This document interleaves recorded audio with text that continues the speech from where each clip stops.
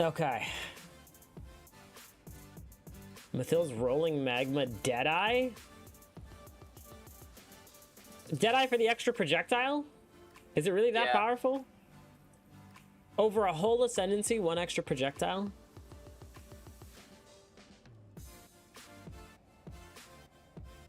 Look at that. Look at Delve just stand there. Oh man.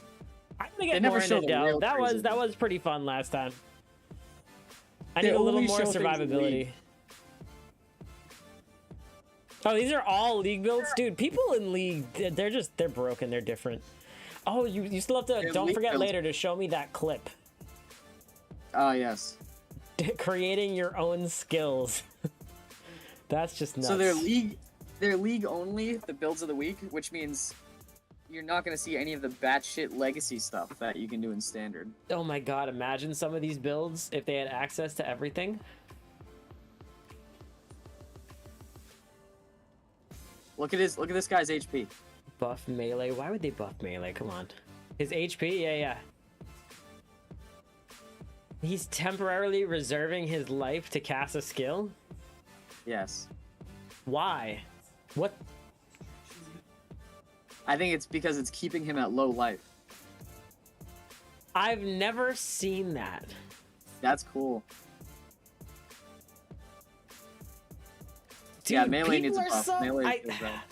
I admire some other players. Some definitely should not be playing video games. They should be like designing evil layers and taking over the moon or something. But like, so many of the players are just so big brained. Like, what do you even do about all this?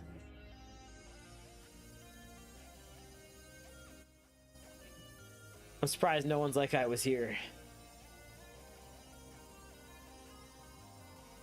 1 minute.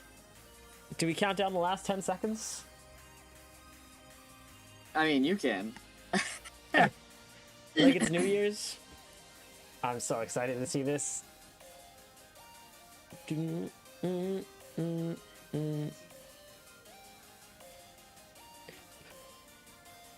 How's the sound, by the way? Right now. Imagine power goes out, the internet fails. A word loop. Let's go. Dude, look at how effective it is. It's so ridiculous. What skill is that? That's Frostbolt and I think Glacial Cascade. Oh my god. It's literally just walking around. Dude.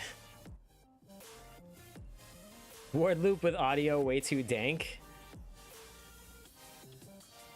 Bruh. FPS? Question mark? Who needs FPS when everything's gonna die around you automatically?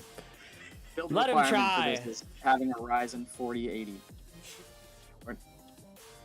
Oh my god, right? Dude, did you see the new RTX 40 series cards? That's what I was joking. With Ryzen instead of RTX. Oh, got you. Frostblink. Wait. What? Hey, remember when you said there's no good, like, Flame Dash builds? I think this guy would beg to differ. He could probably build one super easy. Oh, things are just... Wow, dude. He's definitely got Explode on his chest. It's gotta explode somewhere. Yeah. It's pretty big Explode, it seems like. Huh. I like that. Hot stepper. Dude, do you see this camera angle that they're getting? Yeah, the top. That's top definitely side. from like. That's for like, from developers watching him and like recording it or something. So, do developers just randomly watch people? Oh. Oh. Here we go. Here we go. Where's unmute site? The Forbidden Sanctum, which launches on December 9th on PC and Mac, and on December All right, let's full 14th screen on it. console. Huh? Twitch drops are enabled on today's live stream, so make sure you follow the instructions below in order to claim your Bloodguard wings. Why is it Here's what you can inverted expect when from I full today's live screen? stream.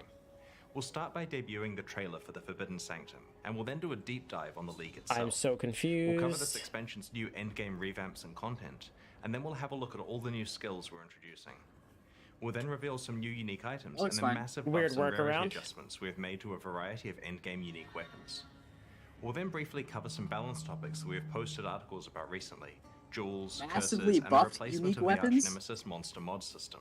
That's Finally, exciting. we'll discuss the upcoming release of the optional Ruthless game mode Oh before my touching on God. some quality of life improvements I and the hope new they show supporter it. packs. The livestream concludes with a Q&A session I wonder if between it's my Ziggy D and me, Chrome. where we'll answer questions from Twitch chat. Then we'll drop the full patch notes.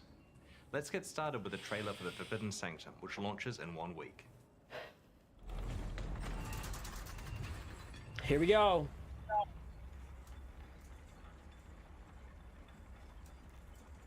Cranking the volume. Many have met their fate here in the shade of Fell Shrine. It's beautiful. So, step lightly. But here you are bound by new rules. My rules. Damn. That thing hits hard.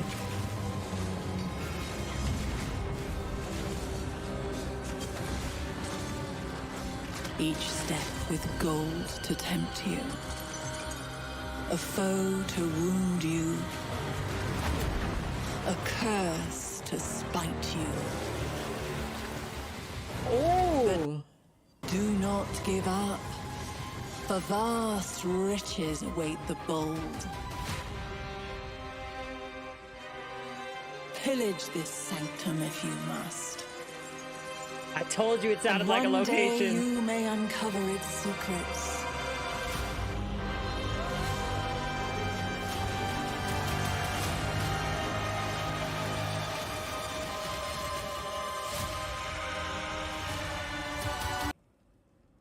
Oh, come on. There it goes. Whoa! New skills, too? No, no way. Ah! I know what weapon that is.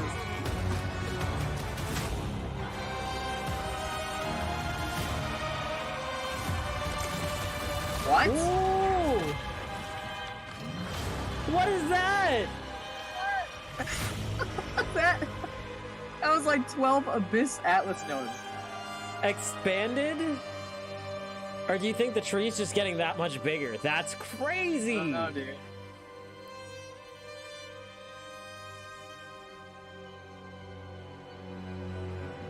I'm excited. I'm very excited. The new league mechanic, is that that's a new kind of altar? He hit it and then it said monsters now have 30% increased max life. The Forbidden Sanctum is an old Templar enclave, long rumored to be hidden beneath the Fell Shrine ruins.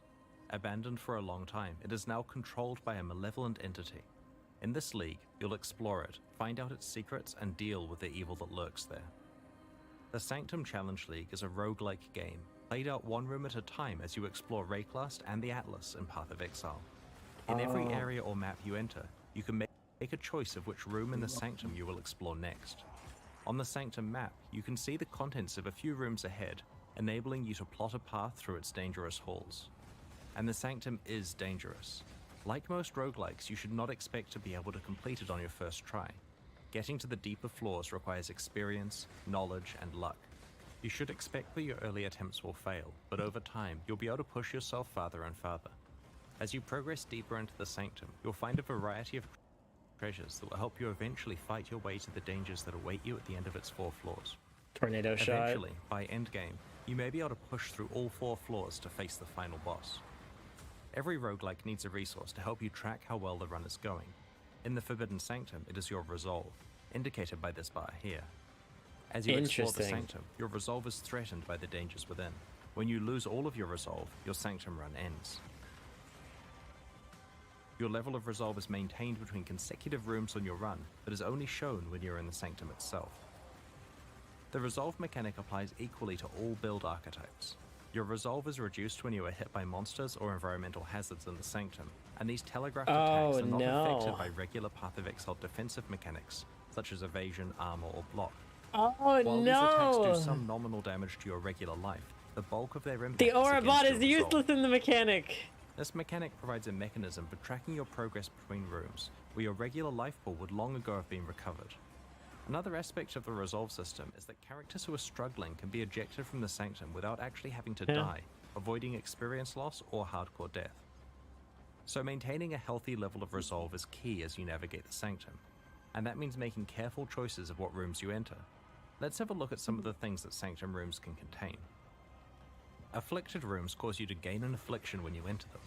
Afflictions make your Sanctum run more difficult, for example, reducing your resolve recovery, causing rewards to become hidden on the Sanctum map, or causing Sanctum rooms to spawn volatile anomalies that follow you. These minor afflictions accumulate as you get deeper and deeper into a run, making it more challenging. Oh, wow. Major afflictions exist and are a big deal. They have significant consequences, such as entirely preventing the recovery of resolve. So, a Sanctum run gets harder and harder as you pick up more afflictions. Imagine having to run a map without getting hit. But every roguelike needs a way for you to gain power throughout your run. In the Forbidden Sanctum, that system is boons.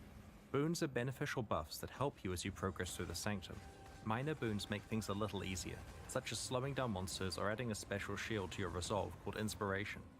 Major boons don't come along often, but have large effects, such as preventing you from receiving more minor afflictions, or recovering your resolve to 50% the next time you run out. Due to the vast variety of afflictions and boons, no two runs are the same.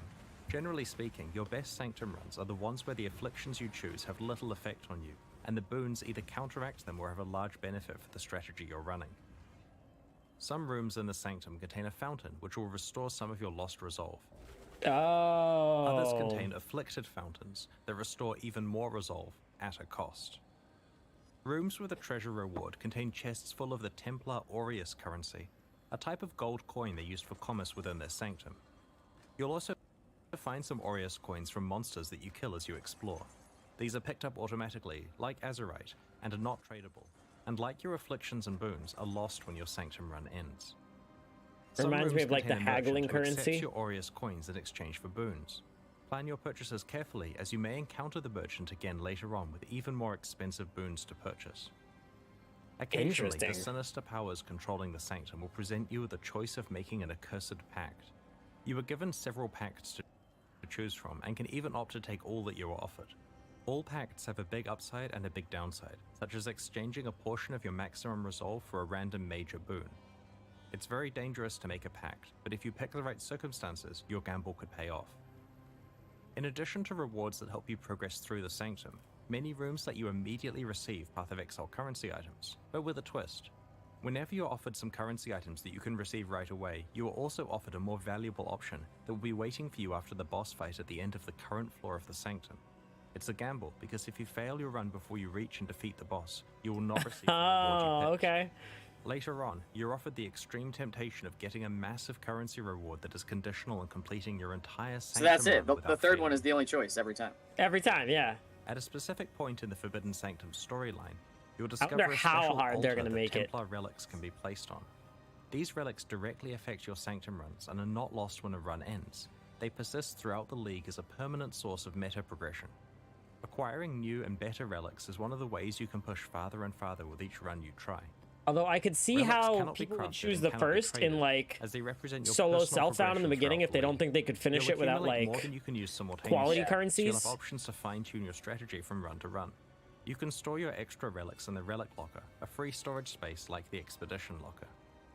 We don't want to spoil important story details, but the end boss of the Forbidden Sanctum can drop unique items from a pool exclusive to this league. Today we'd like to show you a gain unique additional amulet elemental called Eternal damage reduction Damnation. equal to half This of your amulet offers chaos a res. powerful way to gain additional elemental mitigation by introducing the concept of elemental damage Wait, reduction. wait. Despite the drawback of Max reducing out your that maximum 90 or what is it, resistances, if you have 89% sufficient chaos res using the resistance, timeless this is more jewels, than compensated and then for. get like Because of the 50% roguelike nature of the Forbidden Sanctum, elemental damage defeating mitigation? The boss of a floor is a But it's difficult not achievement res. that Yeah, hence it's rewards a lot of reduced experience. damage taken. You may fail which on is the way, That's so if you fucking manage it, expect huge. a good experience boost for your achievement. Say goodbye to damage. They gotta know people are gonna abuse that. Another reward you can find is a special type of relic called a Sanctified Account Relic that has band. mods that directly affect your character's build. You can only unlock one slot for this type of relic, and while these relics can't be crafted through conventional means, you may find special reward rooms in the Sanctum that can modify them. These relics exist Wow. for this league only and provide a boost to character power for players who are able to master the Sanctum. Wow. The Sanctum League offers a roguelike experience that tempts you into taking risks and rewards you if those pay off. There's a lot to explore in the Sanctum, and we can't wait to hear about your experiences next week. In each expansion leading up to Path of Exile 2's release, we're improving Path of Exile's endgame, with new content to explore and improvements to how you customize your endgame experience. In the Forbidden Sanctum expansion, we're revamping the Atlas tree, reworking how Eldritch Altars function, and are introducing 2 new Atlas memories. Oh my god. New ones, so The they are Atlas tree is generally staying. working really well, but has a few problems we'd like to address. The tree offers you the ability to specialize in killing pinnacle bosses, providing extra rewards when you do so. While this sounds good on paper, it creates a situation where you're incentivized to specialize your tree for regular mapping, save up all of your boss fights, then respec fully into boss mode, and then do all of your saved up boss fights before speccing back again. I guess that makes Ideally, sense. the design of the Atlas tree would let you spec into one build and then just play the game. We have removed all boss bonuses from the Atlas tree, and have baked some of them into the actual base properties of the boss fights. Dude, the new tree is For example, massive. you don't need to allocate the Gaze into the Abyss notable that makes the Elder more likely to drop a Watcher's Eye, as he just has that drop chance built in now. The Atlas tree is now focused on allowing you to specialize into content that you encounter in every map. We also want you to be able to specialize into your favorite leagues even more deeply on the Atlas tree. For each of the 10 leagues that the tree lets you disable, we've added a bunch more passives to the tree. These new passives allow you to increase the league spawn chance to much higher levels than currently possible, and There's juice so the many league new even nodes. further than before. Oh my god. We are making a number of changes to Eldritch Altars that mostly It's affect gonna be their the size rewards, of the but will also regular affect guild gameplay tree. decisions you make involving them. Some of the key changes include splitting up the basic currency, Scarab, and Divination card rewards to be explicit in their description of what rewards you'll get. That's big. For example, instead of map bosses dropping 3 unknown basic currency items, the altar specifically says which currency item they'll drop. As part of this change, we've removed some of the lower value yet quite common currency rewards from the pool, such as Orbs of Augmentation and Orbs of Transmutation. Speaking of Scarabs, Profitable these will maps be are less back. available from altars, but we've improved their availability elsewhere to offset this. Rusted Scarabs can now drop from the core drop pool, and we've added a vendor recipe that allows you to upgrade your Scarabs up to Gilded using the normal 3-to-1 ratio. You can also perform this action from your Fragment tab using the new upgrade button. We have made reward types exclusive to different influences, so that you know which influence type to invest in if you want to target farm a certain reward. To give you a specific example, if you run maps influenced by, say, Eater of Worlds, you'll see Divine Orbs from the basic currency reward more than twice as often as before. We've also rebalanced rewards so that choices that affect boss drops or influence monster drops are comparatively more valuable. The Wrath of the Cosmos Keystone has been reworked. Previously, it was so Okay, here rewarding we that go. players Let's see what felt they turned it obligated to. to use it despite its extreme level of difficulty. It has retained the risk versus reward element, but with the overall intensity toned down. You can now also get Awakened Gems from defeating Maven Witness map bosses. This additional reward helps further balance the expected returns from the various types of influence. For more detail on these changes, check out the Balance Manifesto we posted last week, or the upcoming patch notes. In the Lake of Calandra expansion, we introduced Atlas Memories. When No, applied to it your was Atlas, last they unlock a patch. sequence of maps that tells the story of an NPC's past. Their last These stories manifest as specialized season. encounters that involve a new challenge and exciting rewards.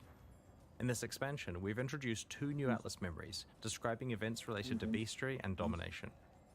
The bestiary memory line allows you to capture harvest monsters as beasts for your menagerie. These harvest beasts can be used in 9 new beast crafting recipes. These recipes cover an array of options. For example, you can remove one of the special modifiers from a Watcher's Eye Jewel and then add another. This can have potent results, but won't affect the life, mana, or energy shield modifiers. What? You can re-roll an Awakened Gem from one type to another. Holy Another shit. example is that you can also re-roll a Synthesis Implicit modifier. If your Holy item has more than one shit! Synthesis Implicit, it will randomly re-roll one of them. The Domination Atlas memory thrusts you into a tale of Pantheon gods that stand watch over their shrines. What the fuck? Like regular shrines, these are guarded by monsters and emit a buff that empowers the monsters until you claim that buff for yourself.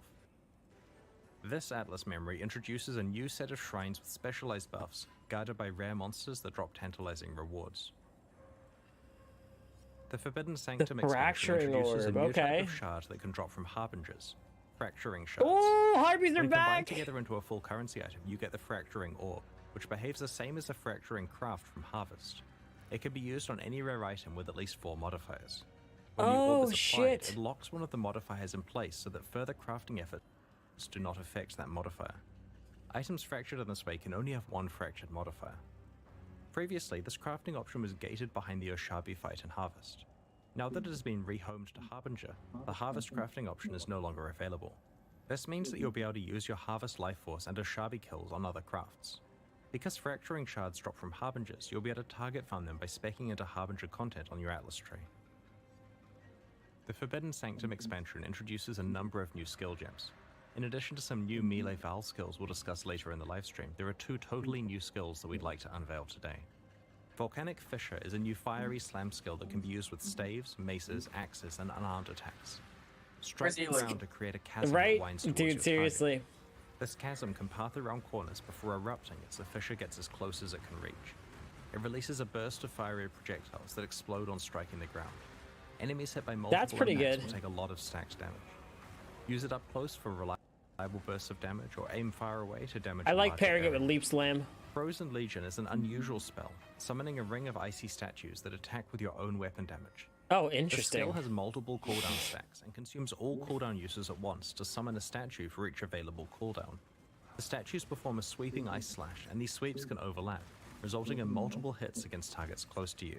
The spell can be used with staves, maces, and axes. The skill is particularly powerful with slow, heavy weapons, as while the statues will use your attack speed, you should instead prioritize the spell's own cast time and cooldown. I like that they're telling you that up front. Introduces many new Val melee skills. As you know, equipping a Val skill gem grants you both the Val and regular version of the skill.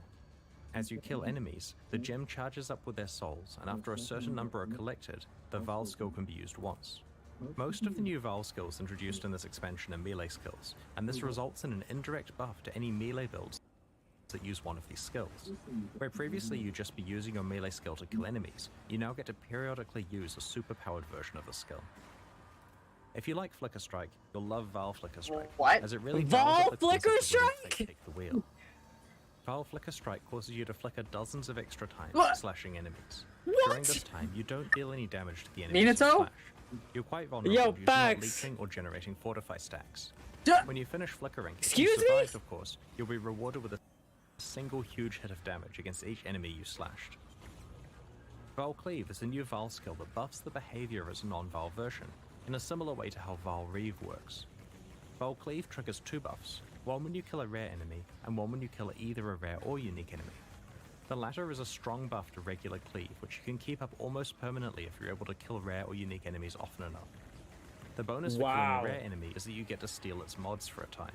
You can enjoy part of the power of having a headhunter without actually needing to find one.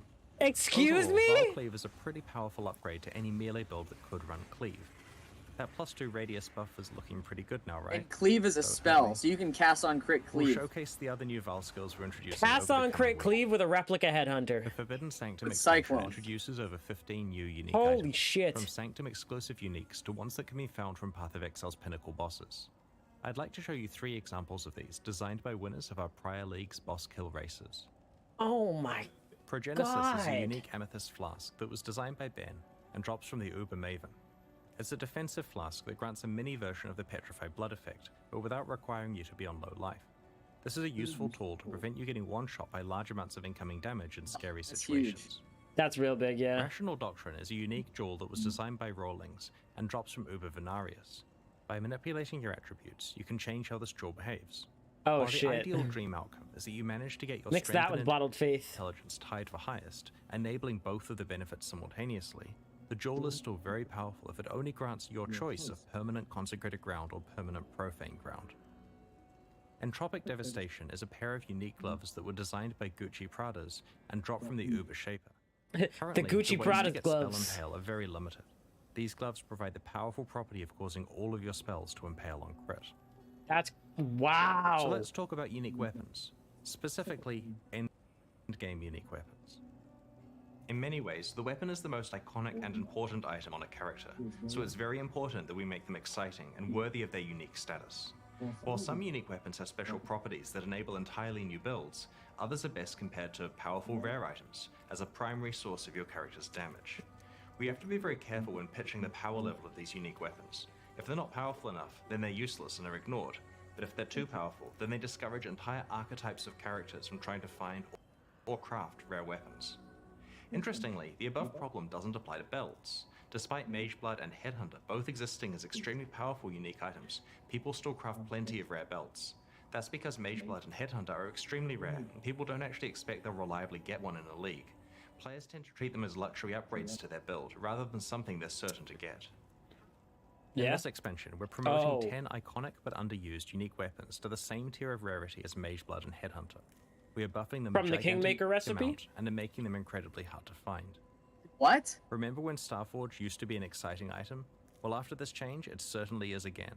It still drops exclusively from the Shaper and the Uber Shaper, but it'll take a lot of No runs way, and a they lot brought of luck to earn it. Starforge back.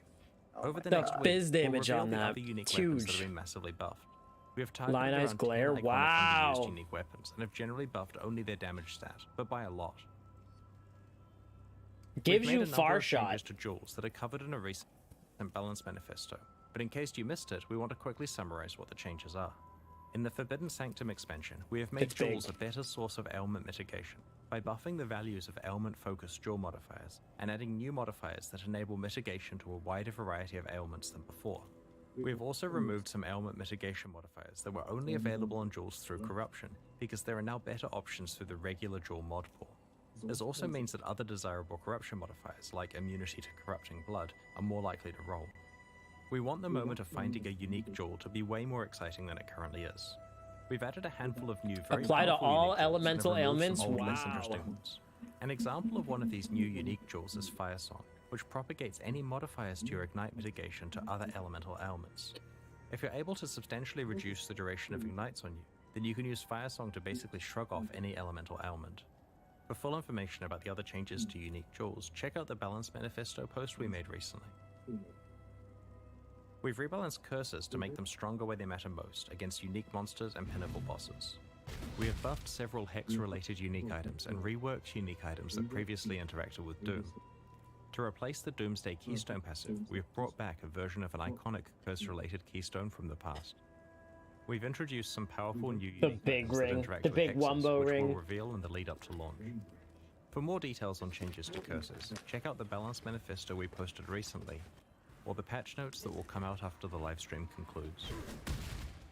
When we first created the Arch-Nemesis monster mod system, our goal was to improve Path of Exile's outdated set of monster mods with new and interesting mechanics that have modern game balance. They're going We to go feel back that to the simpler Arch-Nemesis did system. introduce a lot of interesting mechanics, but it unfortunately had several of its own problems.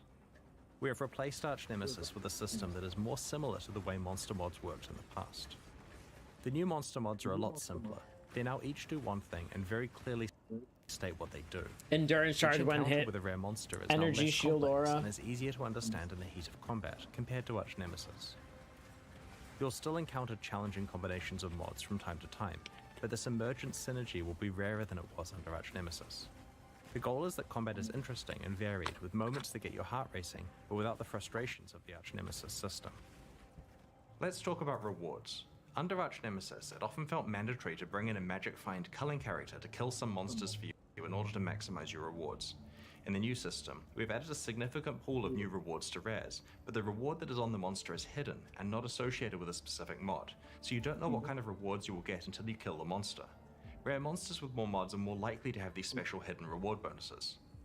To find out more about other balance changes that are taking place in the Forbidden Sanctum, check out the patch notes, which will be available when the livestream ends.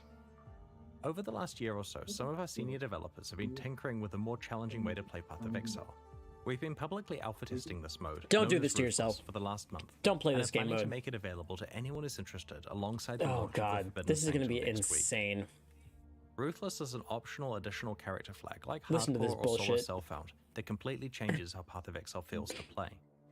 Ruthless is a lot more difficult than regular Path of Exile, but it doesn't achieve this by making the monsters harder to kill. It instead focuses on reducing character power through extreme item scarcity, limited crafting, and many other changes such as support gems being drop only. We've posted an article about the philosophy and rules of Ruthless on pathofexile.com/ruthless. We plan to release this mode alongside the Forbidden Sanctum expansion in a week. This is In addition to mapping being a Unga character Bunga flag like style. Hardcore or Solo Self-Found, it's also Unga available Bunga. as a modifier for Hit him with a private stick. leagues. To be clear, the Forbidden Sanctum League content can be played in Ruthless with appropriately balanced rewards. Ruthless is still very experimental during 320, and we won't be afraid to make mid-league balance changes to it during this experimental phase. Ruthless is not for everyone, but so far it has found a supportive and growing group of players who enjoy the additional challenge that it brings. If it sounds like something you're interested It's in, literally then try it out near next time you're looking impossible. for a new way to enjoy Path of Exile. They tell you they don't even expect This you to finish the expansion main also story. contains a Like, number of that's small quality crazy. of life improvements. Some examples are Divine Vessels can now be used by right-clicking them rather than taking them to Sin. Oh, very On the nice. player overhead life bar, the energy shield bar is split into a separate bar. You can now right-click an itemized Temple of Atsuatl to see its layout. And most importantly, beast crafting recipes that add mods to flasks now actually say what the mods do. We'll post more information about these and other quality of life improvements That should have in the been a lead up to thing. release.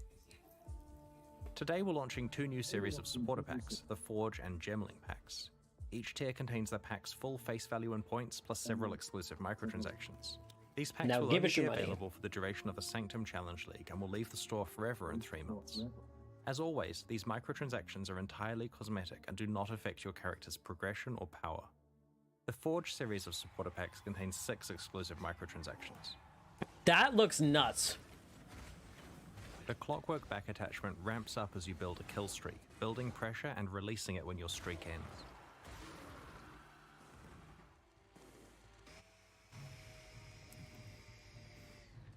The Delirious Hideout decoration lets you summon delirium fog in your hideout at will, complete with strange voices and terrifying apparitions.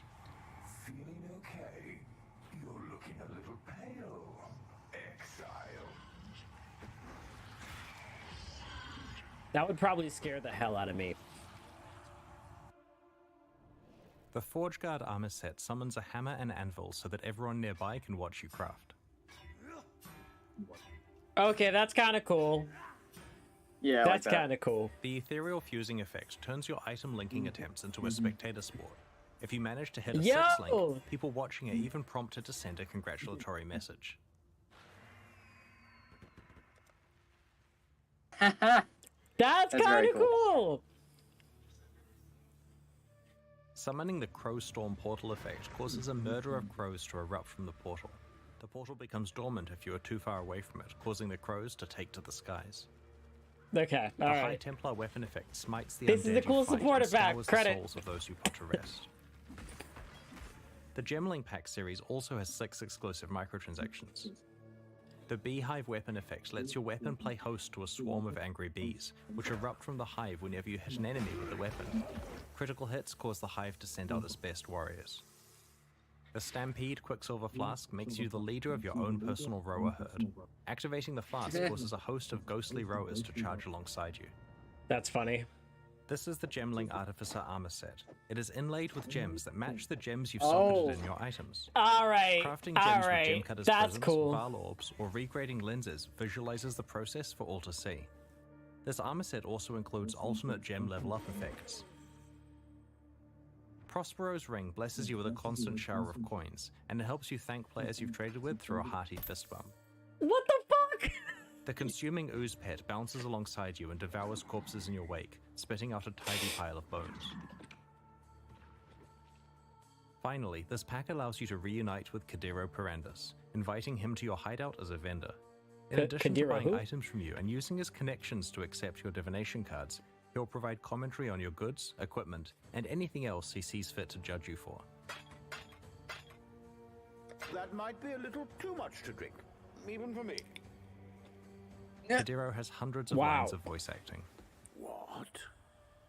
Oh, a mighty headhunter. I'm so impressed. Try to duck when the brain fragments splatter everywhere. You wouldn't want to sully your armor. All right, that's cool. God These damn new it, they packs are might have available sold me. right now at pathofexile.com/purchase. Purchases like these directly fund the ongoing development of Path of Exile 1 and 2, and we really appreciate your support. Meanwhile, the Knight and Rogue packs leave the store forever in 1 week, so now's your last chance to purchase them. The Calandra edition of Kirik's Vault Pass is only available until the end of the Calandra League, and will be replaced with a new set of unique items when the Forbidden Sanctum launches. By the way, we're hoping to film Season 11 of Build of the Week once the Forbidden Sanctum comes out. If you want to submit your build for the season, share your build guide on the class forums on pathofexile.com. Next up, we've got the Q&A with Ziggy D. Once that ends, we'll post the full patch notes for the Forbidden Sanctum. Over the next week, our community team will post the expansion's challenge rewards, information on how to update your item filters, all new and changed gems, and information on how to prepare for launch. On launch weekend, we expect to release the new mystery box, and we'll follow up with the new Kyric's Vault Pass in the days after launch. Thanks for joining us and checking out the Forbidden Sanctum. We can't wait to join you in Rayclast on December 9th. We'll begin the Q&A shortly, so please get your questions ready in chat. Dude, so Starforge, which is the sword that they said they're going to massively buff, Yeah. it used to have 500% increased damage as a maximum roll, and they nerfed it down to 300%. But now that divs have changed? Huh? Now that divs have changed? Well, they nerfed it to 300% max, and now it's back to 500%, it looks like. So they reverted the nerf. That nerf was done a while ago. That's nuts.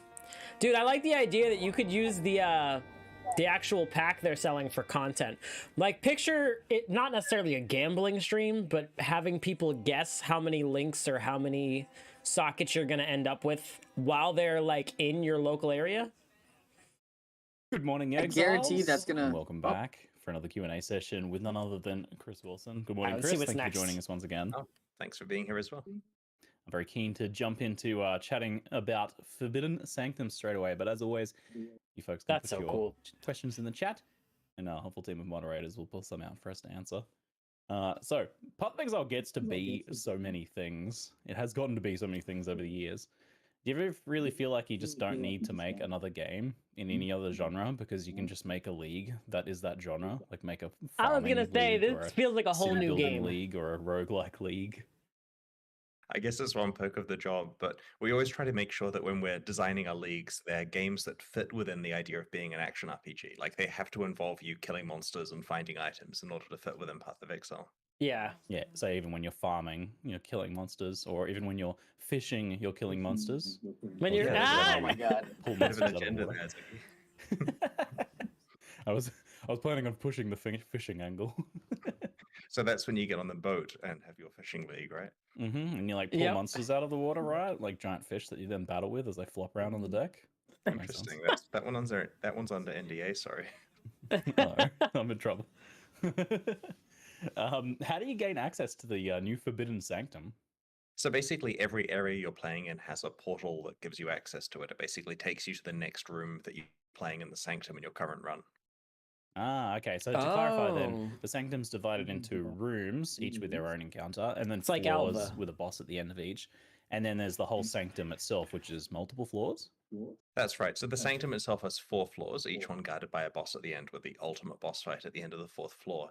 And each of the floors has 8 rooms, and so a maximum length Sanctum run would be 32 consecutive rooms, which you'd play out over potentially 32 maps.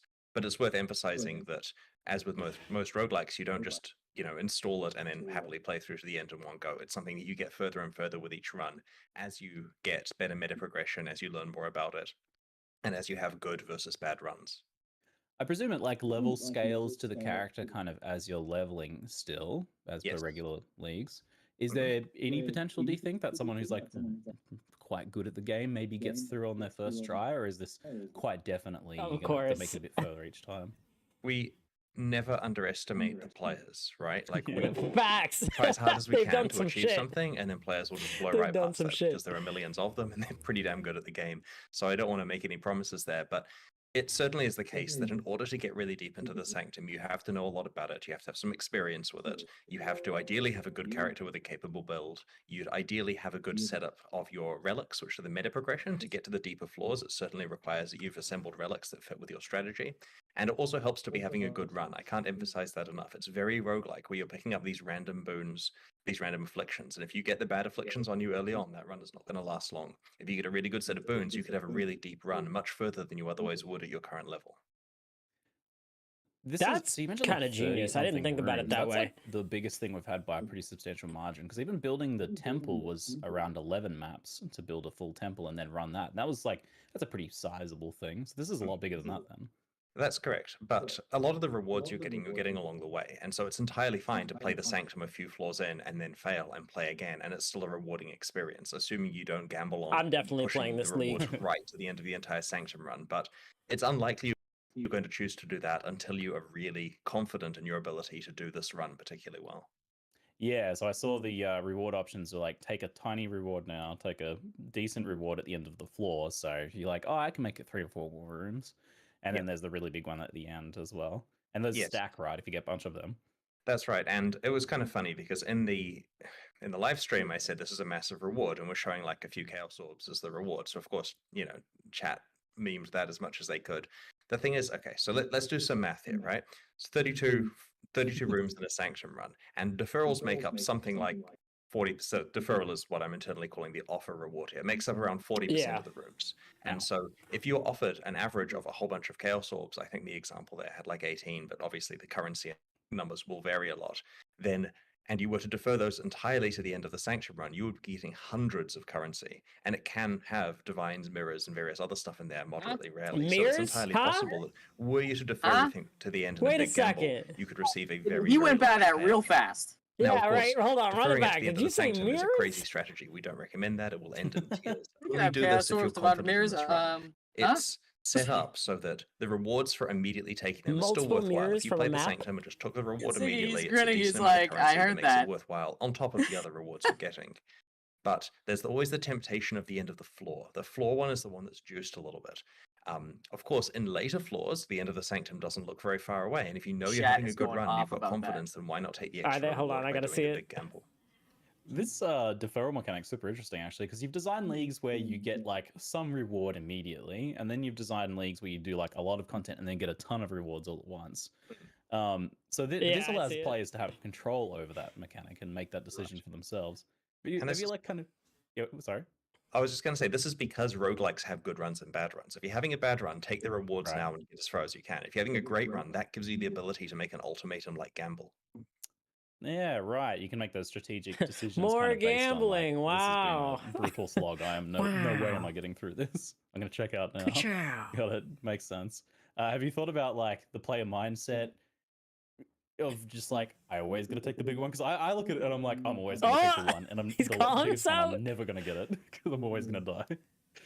Obviously, players want to min-max stuff. They want to get the best result, but the best result may pragmatically say, I'm going to take this reward that's in a shorter time frame. Plus, okay, so anyone who's done economics or finance understands the concept of the time value of money. $1 now is worth more than $1 later because you can put it to use right now.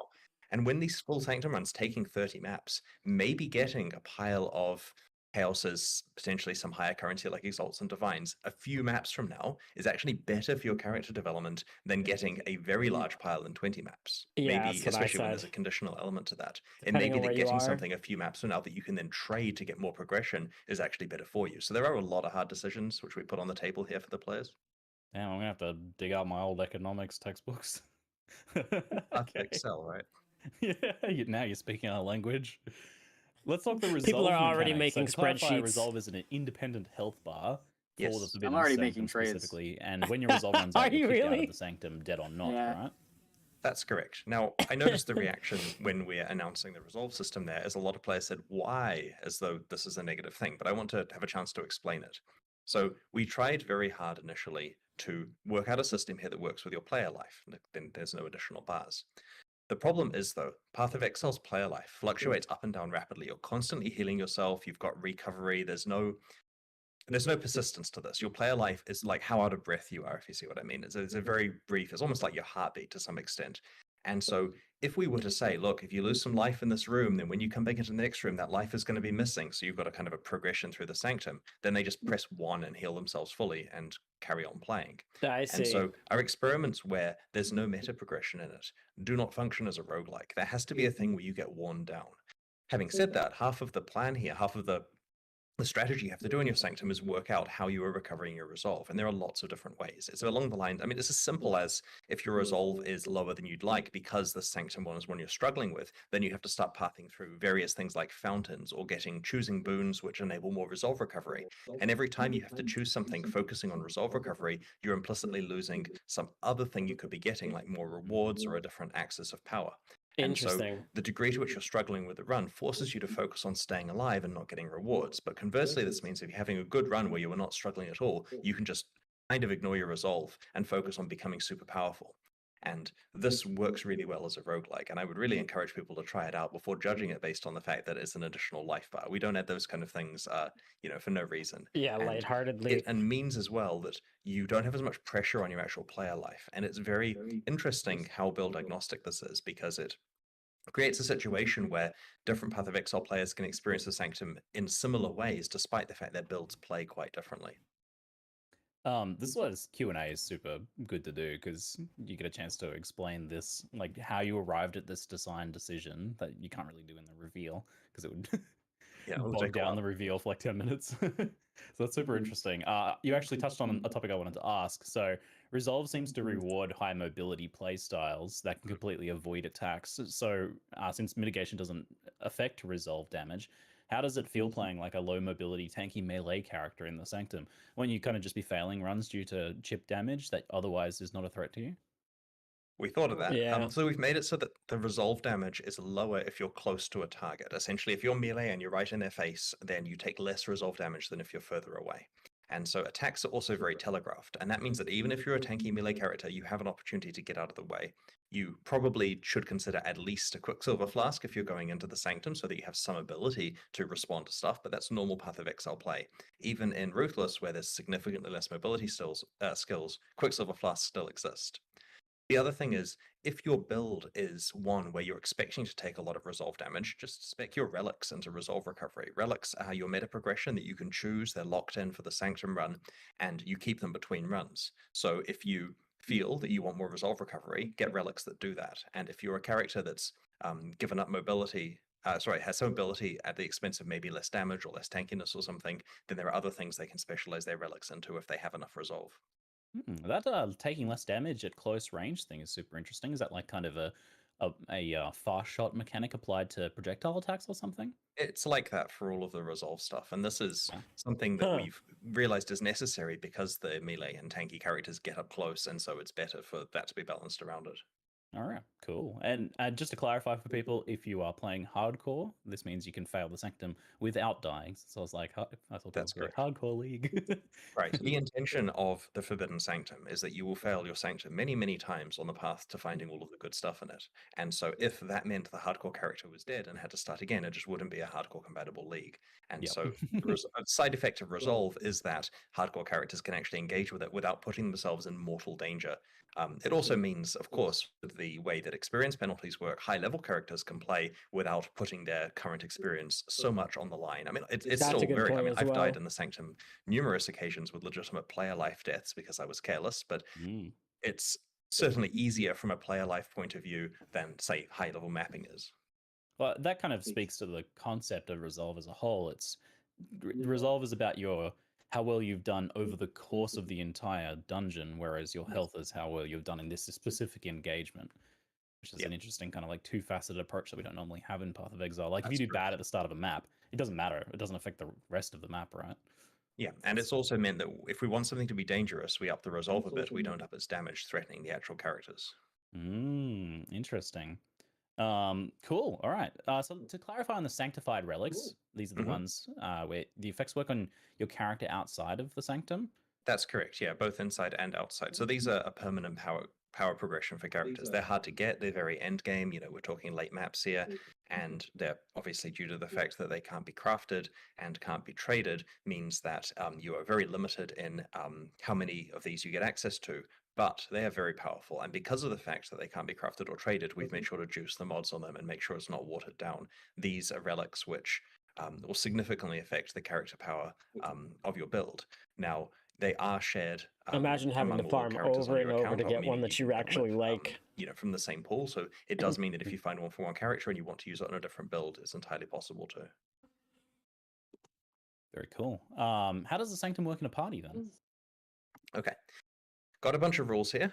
Short answer is, as with all recent leagues, we want party play to work, but we also want it so that people don't feel encouraged to cheese things through party play. And so the philosophy basically is, like, one of the problems with Arch Nemesis with the whole culling situation is that players realize when they find a certain monster that, oh, I now have to engage with other humans in order to get maximum result here. And we want Sanctum to work in a party without creating the feeling that you have to engage with humans in order to get the best out of your Sanctum. It shouldn't feel like you only want to go in there when you have a whole bunch of friends who are online at the same time. So we've come up with rules that enable you to play as a party, and certainly there are some benefits for doing so, but there is also some liability to it. And so the way it works is the Sanctum is always that of the map owner. The person who created the map is the one whose Sanctum you are playing. So if Ziggy and I are playing and we're doing Ziggy's Sanctum, he's the one getting the progress for that. I'm there to help, and afterwards it would be nice if he reciprocated and we did my Sanctum as well, but it's primarily your one that's progressing. And so this means that you are the one who makes the choices about stuff. This is the one, it's your relics matter there. We're using your gold, your boons, your afflictions, and your resolve bar. That's the important thing to note. If you invite other party members into your Sanctum with you, they don't just get a free ability to have their own resolve bar, which doesn't matter, or they can run around and distract the monsters. You are, as a party, sharing the resolve bar with the map owner. And this means that extra party members can't just go and suicide themselves on stuff to distract the monsters. They actually have to be playing properly. Party member deaths do not end the current run, so if they happen to die legitimately, that doesn't screw up what you're doing. There's a bunch of other small rules there, like party members can view the merchant and view the map, but only the map owner actually makes the choices and purchases stuff. In practice, what this means is it's fun to bring people in and play together. It does give you a small advantage from a combat point of view if you have multiple players, but you do all have to be playing cohesively, so only bring in party members you trust. You can also drop party members in and out, so by that I mean, like, I can play this room with Ziggy and the next one with someone else, and because it's sharing my resources, that's compatible without having to have like a party resolve bar that's, reserved for a specific group of people and so on. All right. So if I bring a viewer in and they want to sabotage me, they can run in front of all the monsters. Yep. Great. That would be hilarious. You guys should do that. You guys should do that. Please. Okay. We got a couple of chat questions on the mechanics here specifically as well. Also, I just wanted to add another one. When you die in the Sanctum via resolve death, and your character flops on the ground like a fish, are you fully protected from taking any damage from any source, dots, anything like that? You guys have checked, right? Yes. I checked this yesterday. The list of things you are like, I'll read it to you. Cannot be damaged. Minions take no actions. You have grace period. Dealt no damage. Minions have no damage. Minions cannot be damaged. There's a whole bunch of stuff. Good. Okay, cool. Excellent. Just had to make 100% sure. We didn't want any people because they missed it on I some fell skills. over in the Sanctum and then I died when I couldn't control my character. So, good. Excellent. Losing a resolve death, TK Hectic asks, is your XP lost or is your XP protected? My belief is, correct me if I'm wrong, so that was the dev check. You don't lose experience if you fail out through the resolve, and that's because it isn't actually a death. It doesn't increase the deaths count. You don't lose experience. You don't lose hardcore characters. It's entirely basically fainting and being ejected. Gotcha. Why is everyone saying dev check? Do we need to interact with the league mechanic every zone, or can we somehow build them up or save them to run them all at once? You do interact with it in every zone, and it's not a particularly long encounter. These aren't very large rooms, but yes, you should interact with every zone. Yeah, sometimes you would probably just portal in and click a fountain and leave, right? And then go back to your map? The structure is that every room, so the basic way it works is you take the portal and you appear in a small antechamber, which enables you to make a choice. You click on the map, have a look at what the options are of where you want to go next. I got the Twitch drop, by the way. And you lock in a choice, and then a door, one of the three doors, well, up to three doors in that room. Don't forget to claim it. So you go through. Now you're in the actual main Sanctum room. So you do whatever the objective is in there, which may be just getting to the exit or killing the guards or whatever. And this is not designed to take long. It's meant to not interrupt your mapping from a pace point of view. And then you end up in the reward room. Every room has a reward, and these vary from all the things we've talked about. Fountains, affliction fountains, merchant, treasure room, and so on, or the offer one, which is the item deferral, and a whole bunch of other. I should add, there are a lot of other reward rooms we haven't shown in the live stream. Like the goal here is players explore and find stuff, so we only showed a subset in the announcement. And so after you've done that, you're right back into the map you were playing, and so it's a relatively quick process and does improve your Sanctum progress or give you some actual currency with each room you play. Yeah, for some behind the scenes insight here. For this one, we were specifically like, let's try and avoid spoilers as much as possible for like the things you can discover in the Forbidden Sanctum. So Yeah. there's a fair And bit of there's So what? discovery process there. there's a lot of discovery, and there's quite a lot of story Forbidden as well. Like Sanctum. there's an actual reason why the Sanctum is, Cool. got this bad person in there and what's going on with that. But we'd much prefer people actually enjoy that rather than us dumping it all on them here. And bosses too. I'm very excited. Yeah, lots of boss fights. Ooh, lots. I was thinking there might just be like 2 or something. Very good. Official Arrow asks, do totems, when they take damage, lose your resolve? And I'll tack onto that minions as well. No, they do not. Great. So minions Excellent. is the Does meta self-inflicted again? damage affect resolve? I don't think it does. There's a lot of shrugging. No. It's only damage that's tagged with affecting your resolve, like ones from the So monsters. for ward loop. There are some, let's say, environmental hazards in the Sanctum. You can see it briefly in some of the footage of some, like, big molten orbs flying around and so on, and that kind of thing. An object in the middle of the room that's spewing out laser beams that rotates, for example, that stuff will hurt your resolve. But it's really telegraphed. Like, it's very easy for people to deal with. Well, there you go. That answers Monkey Dota's question as well. So we'll move on to the next topic, which is endgame changes. So the need to swap between bossing and mapping in the Atlas trees was definitely something that felt awkward. So I'm pretty excited to learn a bit more about that change. Yeah. Many of the nodes have been rolled into the game as default now for bossing. But are there any passives that remain on the Atlas tree for bossing reward stuff? I'm guessing there are still nodes, for example, to enable the Uber versions of the various bosses, at least? Yes, there are Uber nodes still, so if you want to play the Uber fights, you can allocate the passive, but thankfully that's a very small investment that you wouldn't do particularly often. And the main problem, which is where you feel like you have to fully spec into bosses and then fully unspec back into mapping, which is a large investment, is not there anymore. So they don't And it's worth mind noting you the kind of people swapping. that are doing Uber pinnacle farming can afford the regrets to flick a passive on and off from time to time. But basically, the plan is that you can play bosses at any time without feeling like you have to respec your tree or you're missing out on something. I mean, it's also important to note that the Ubers are not the default bosses now, thankfully. Very good. Some of the allocatable boss nodes made things more challenging in addition to more rewarding. So, for example, Inevitable Ambush, which added a second Guardian to the Guardian fights. Are things like this made default behavior now, or are they still passives, or are they just gone? The ones that add extra challenge and rewards are gone for now, but this isn't a we don't like them, they're gone forever. It's a case that we want to bring them back in some form. I see. And we have some plans for this. They That kinda probably won't be stinks. an at 320 release, but we do have some cool ways where basically the ability to opt in to the challenge and reward is not going to come from the tree because that creates the problems we've discussed, but it will come from somewhere. And so players will be able to get their challenge and reward back for those. But in the meantime, obviously, there's still a lot of ways you can ramp up the juice and challenge from these encounters. Jack was wondering if Atlas Tree will be viewable today alongside patch notes, or is that a little bit later, maybe? I don't think it's today, but our expectation is to release it before release so that you do get a chance That's to going to make a plan big around it. difference. Okay. Reign of Pain Games asks, there was mention of boss nodes being moved from the Atlas passive tree to the bosses directly. To avoid what happened last league with loot, are there any number changes happening with the modifiers? I'm unaware of any. I mean, we've tried very hard to communicate everything as clearly as we can in the patch notes. I mean, I can't promise we haven't missed anything, but we have scoured stuff in order to try to make sure it's complete, and also written the live stream and our information up based on this kind of stuff. So we are trying very hard to disclose any small changes like that which would have an impact. I'm not aware of any stuff we haven't spoken about there. All right, let's talk a bit about rare monsters. I think a lot of players are very happy to read the manifesto about the replacement of the arch nemesis system. Oh, for yeah, let's rare see. monsters with Let's a see how big new, these more, monsters I guess, go. nemesis-like system. Do you think that this new system will still achieve the goals that you set out to achieve with arch nemesis, though?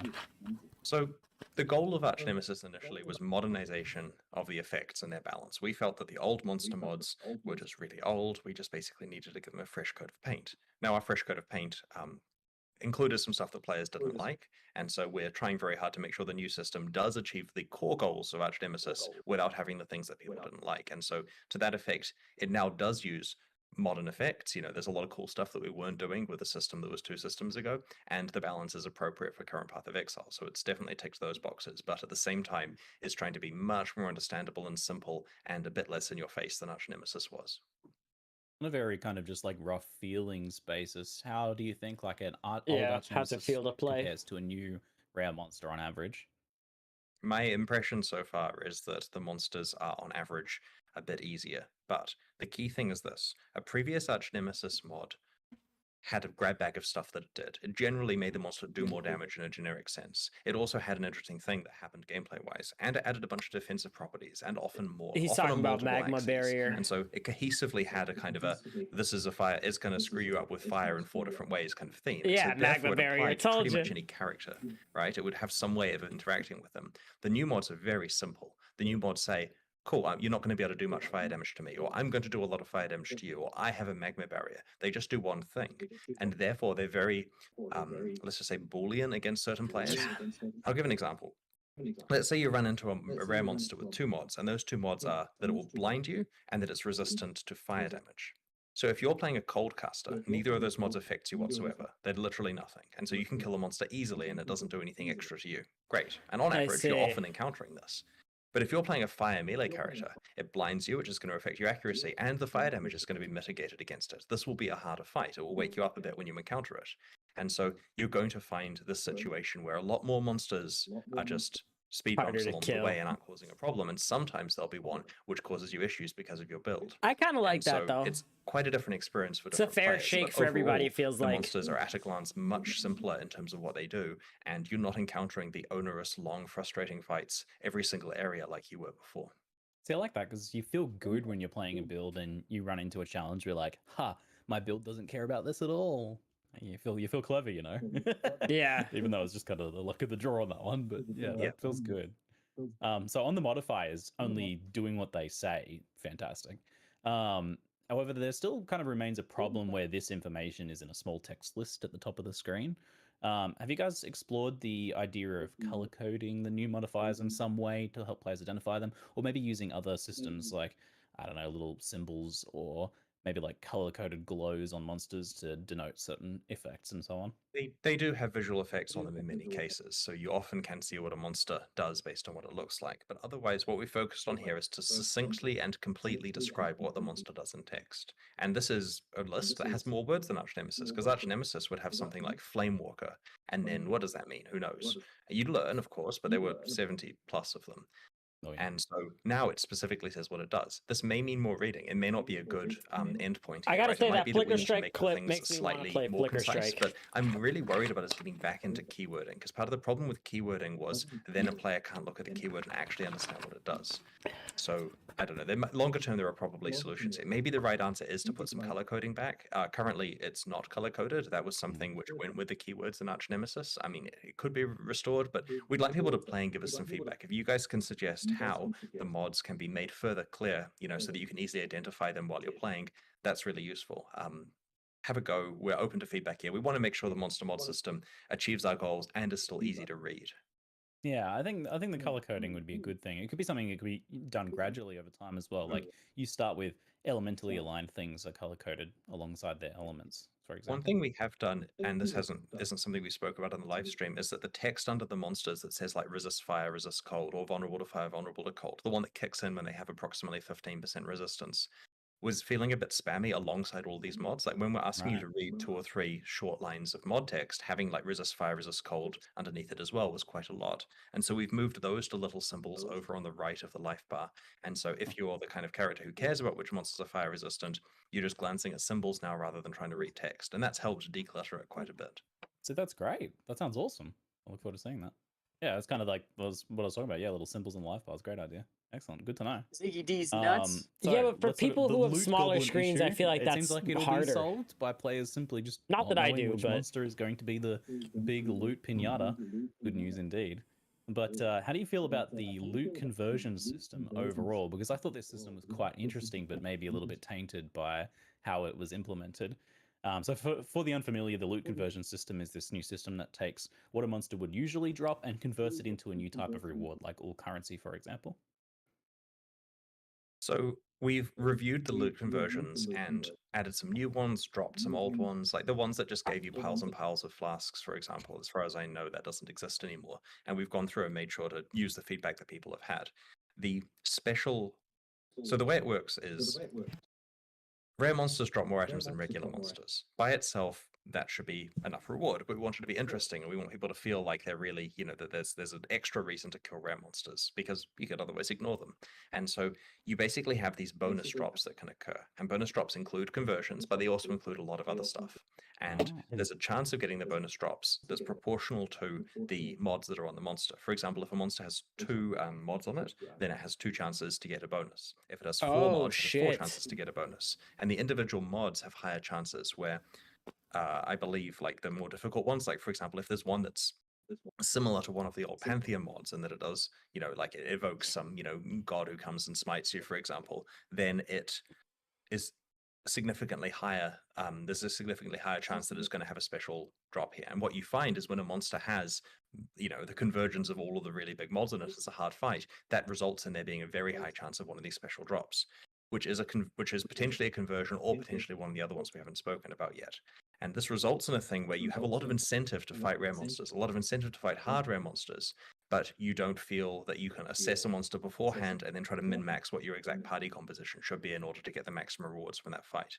We've also tried to smooth this out a bit more, like the thing in the past where you could potentially, under the right circumstances, get dozens and dozens of divines from a monster, and then everyone else feels like they're getting nothing, wasn't great. Getting so we're trying to make dozens sure and that there are dozens still of spikes, divines from but a it's a bit less monster? spiky than before. There's a bit more spread across all of the different things, and a lot of the bad strats to options find are a the bit better now. touched A lot mobs more and then just variety too, exiting it the map sounds if like. there weren't Is any. this something you've considered yeah. doing to map bosses as well? Like map bosses have definitely gotten better over time in terms of reward and more interesting, which I like. But it still seems like in a lot of cases they could get a little spicier. Yeah, it's worth looking into. Yeah, we've been focusing this cycle on trying to get the monster mods into a good place and to scrub all the arch nemesis off everything. Yes. Wow. Oh, feels good. Those power washing videos? It's like that. Yeah, I'll get my gurney out and hose off the arch nemesis filth. Oh dear. Definitely threw me there. A lot of people in chat asked, how will Headhunter work with the new monster mods? It won't. Okay. Get a replica. This is the Buy first mine. question we were expecting. There are way more mods now, and that means Headhunter players that are getting a lot of mods cap out later. Previously, because there were relatively few arch nemesis mods, I mean, there were still dozens to be fair, but there were fewer. Once you've got them all active, you can't get more. Whereas here, there are far more mods, and so you can have far more upper end power.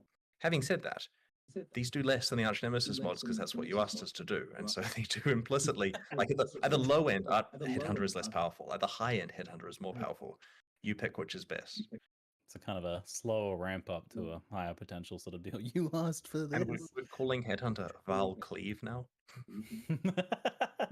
Excellent. Immortalum asks, does that mean no more fractured flasks because of the flask thing being removed? Do you happen to know that?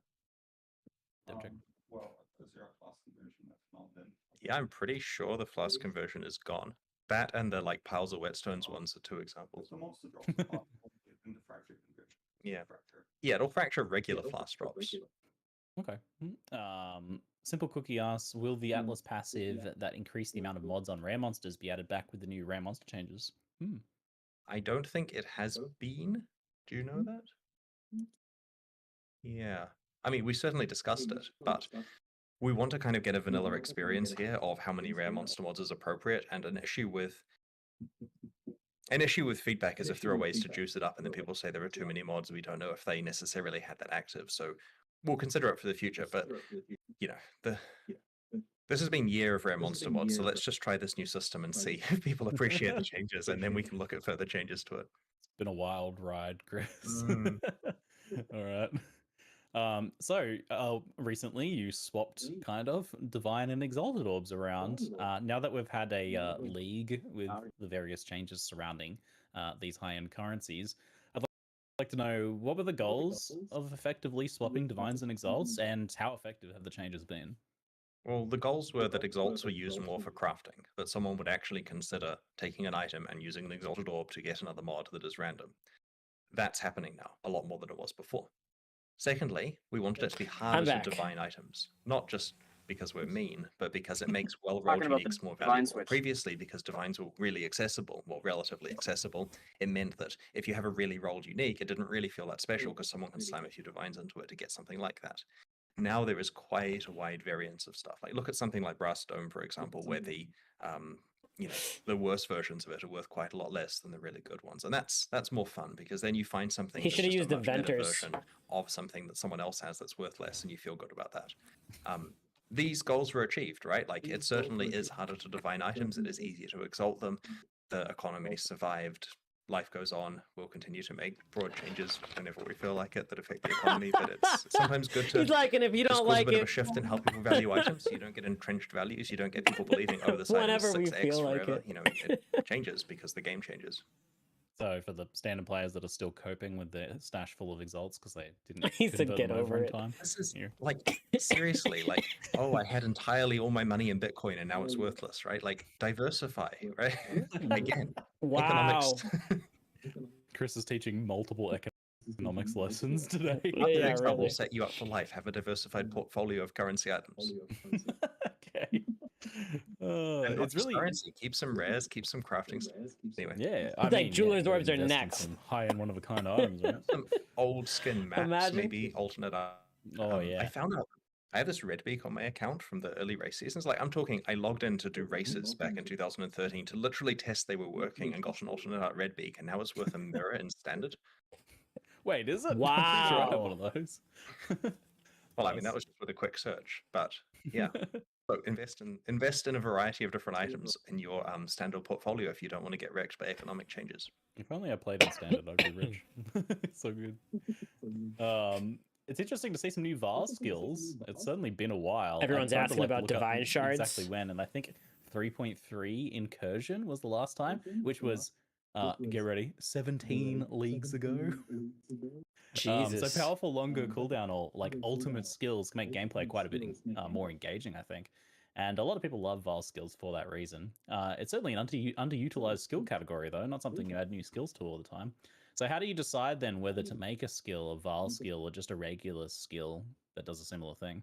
Well, if we're trying to come up with an ultimate skill, Val skills are ones that we have a control over you only using periodically, whereas regular skills, we generally don't put big cooldowns on them unless there's a bypassable thing. So if it's something where there's a good cooldown bypass mechanism, then it will probably be a regular skill.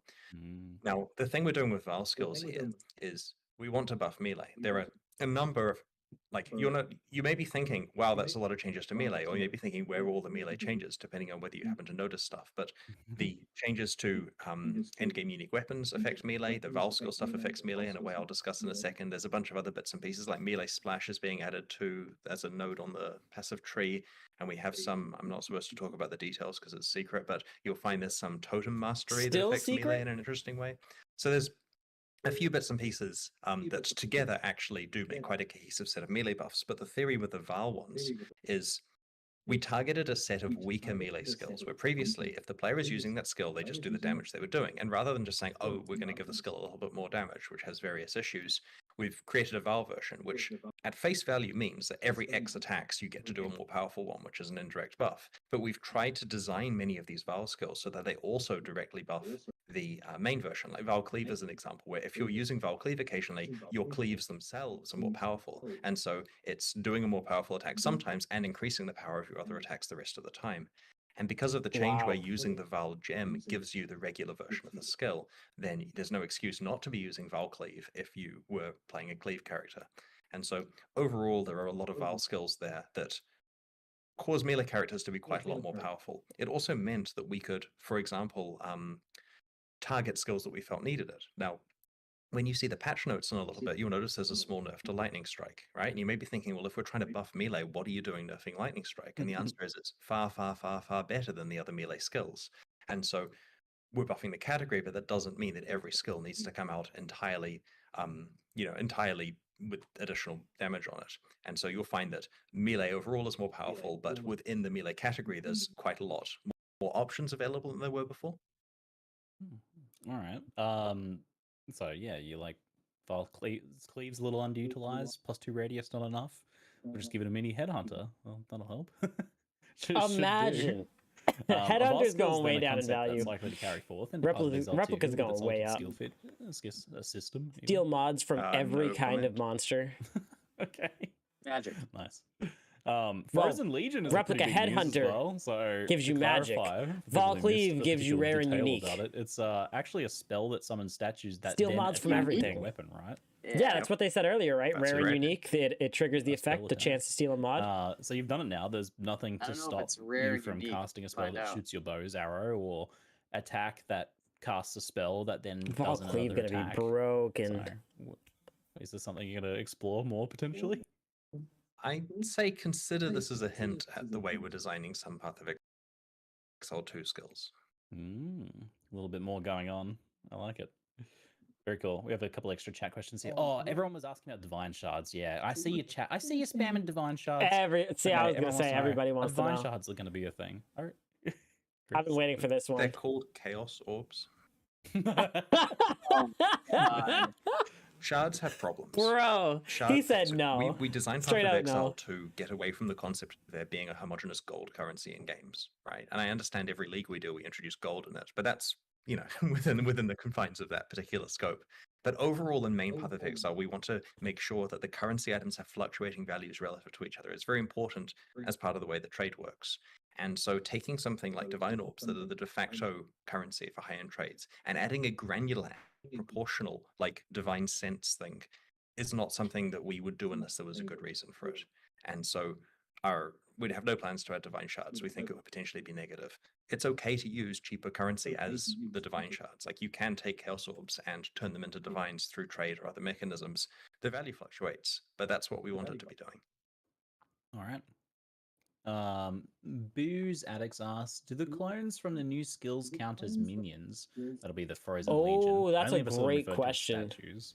They do No not. one- They do not. Yeah, so it's like Val Double Strike, for example. The attack onto plane asked, does Val That was a Flicker really attack good one target question. multiple times? So does it have like boss applications then, or is it more about pack clear? Can hit the same target more than once, so on a boss, every single hit. Yeah. Against a single target, it will do every single hit against that target.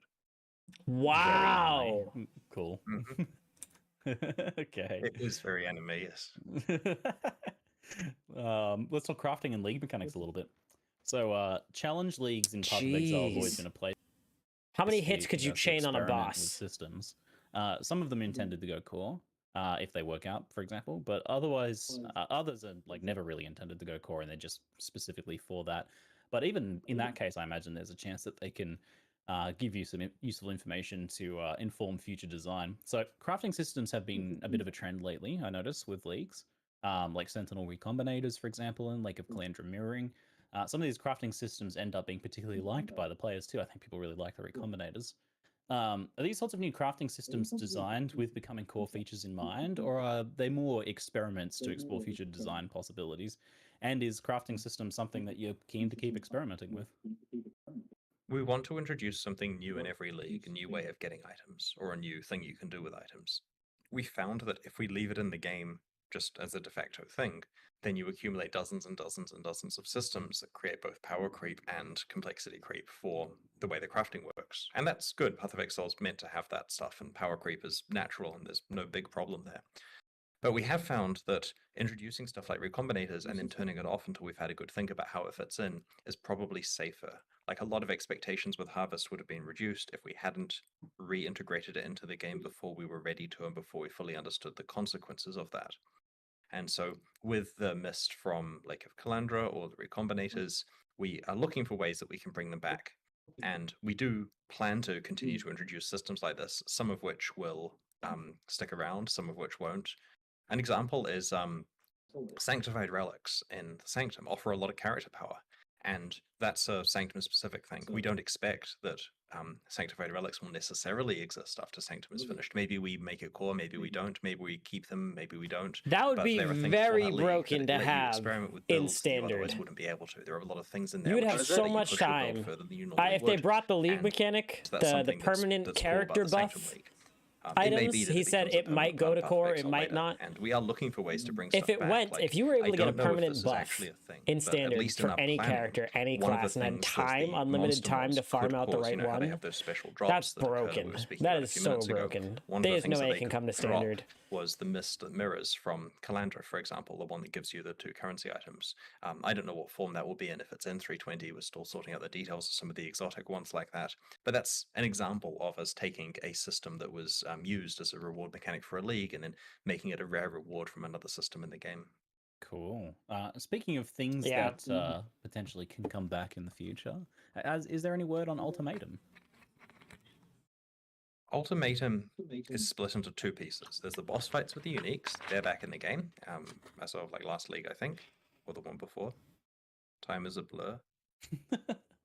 And then there's the actual ultimatum mechanic. Now, we have a plan for the ultimatum mechanic, and we mentioned there is a plan for a while, and that plan is not due yet, but it is coming at some point until it changes.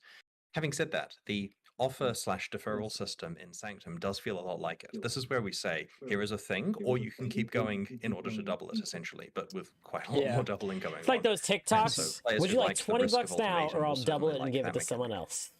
Interesting. those are so I good. can see the Yeah, parallel right. there. Very briefly, just two small questions on Ruthless. How has the player interest and reception been to the Ruthless Alpha from your perspective? The alpha testers are very positive. That's really good to see. I'm glad to see they're enjoying it. And hopefully those who couldn't get into the alpha and who are interested in that mode can have a chance to check it out when it launches alongside 320. All right. Is Ruthless a mode that you want to keep making changes to long term, like rebalancing skills specifically for the mode, for example? We will do some Ruthless specific skill balance. Currently, the focus was on getting fundamentals in place, like getting the mode to function. And then if we find time later, we'll be able to use it to make whatever changes are needed on specific skills. And to some extent, with, as you know, with the way Path of Exile works, if there's a skill that's dominant and somewhat trivializing stuff, then we won't have any qualms about ruthlessly nerfing that in that mode. Now, there's a fundamental philosophy difference, right? A player who's playing the main game will get upset if we nerf their skills. And this is because there's a way they like to play Path of Exile. If we just decide we hate minion characters one day, then all these people who come to Path of Exile to enjoy playing minion characters as a reliable way they can engage with the game would be upset that now they can't do the thing they like. In Ruthless, all bets are off. We will make whatever changes we feel like, and it will stay hard, and you will have to adapt. And, you know, the Ruthless players are big boys. They can deal with this. And you know they're gonna have it so should be much fine. fun just So being we like, will what if they make had to some do this skill-specific too? changes, and very likely that those changes are not the same as balance changes that we do in the core game. In the core game, we want to make sure all the archetypes are viable and there's good diversity and that kind of stuff. But in Ruthless, we have other objectives. I'm going to spam you with some uncategorized random questions from chat now. Kyle MC asks, how does quantity and rarity affect the Sanctum? And I'll append to that another question I saw someone ask. That's also people big brain in these questions. Your map mods do not affect the There's Sanctum. no drops in there. Quantity and rarity on your character will affect your drops you get from the monsters, I believe, right?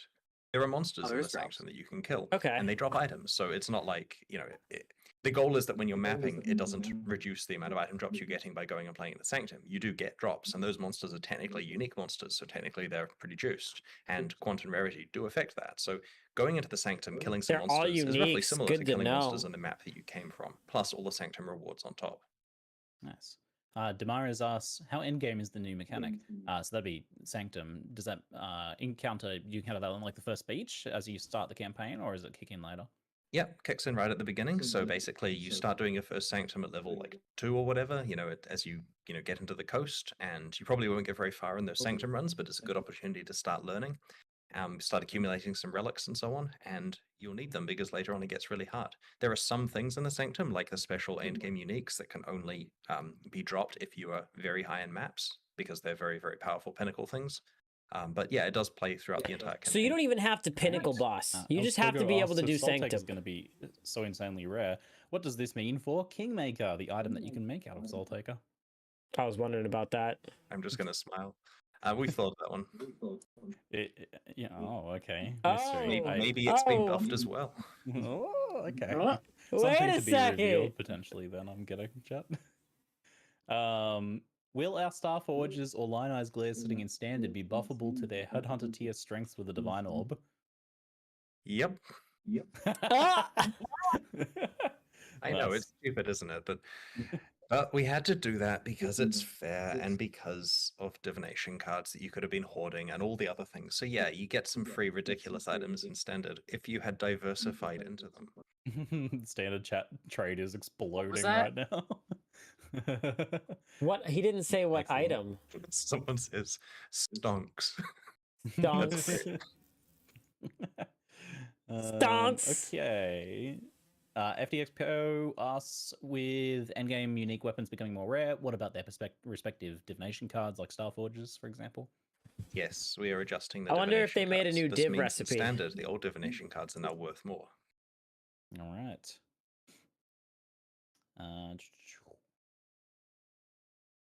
Man with Hat, any plans to decouple melee from buffs granted by totems, Ancestral Protector, or War Chief?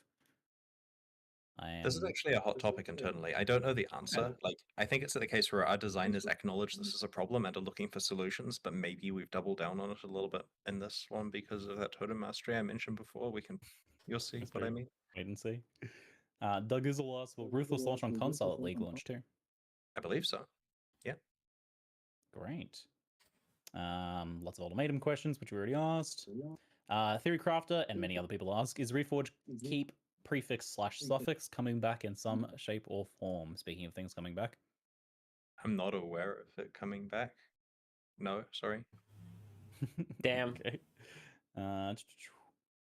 And is there any ETA on the next mystery box release from Forest Bishop? It's likely to be at the League launch or within a day or so of it. All right. Spooky asks, Chris, can you please share your current thoughts on the loss of the historic buff to loot? There you go. That's a big one.